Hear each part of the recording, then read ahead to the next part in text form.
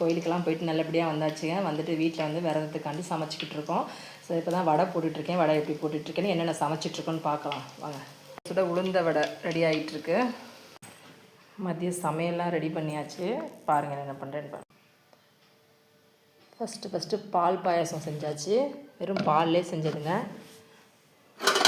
அப்புறம் எல்லா காயும் போட்டு பூசை சாம்பார் வச்சிட்டோம்.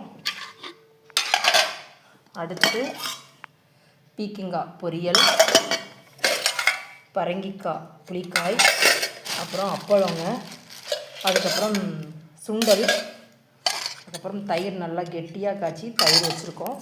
அப்புறம் இதுலேயும் சாதம் இருக்குது, சுட சுட சாதம் இருக்குது.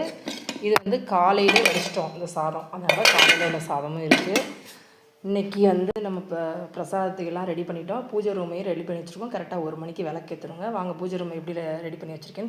பூஜை ரூமை எல்லா அபிஷேகத்துக்காண்டி, முருகர் அபிஷேகத்துக்காண்டி எடுத்து வச்சுருக்கேன். எல்லாமே இனிமேல் தான் அபிஷேகம் பண்ணணும். எல்லா தீபம்லாம் இனிமேல் தாங்க ஏற்றணும். நம்ம வடை போட்டு எடுத்துட்டோம்னா அப்புறம் நம்ம அபிஷேகத்துக்கு போய் ஃப்ரீயாக பார்த்துடலாம்.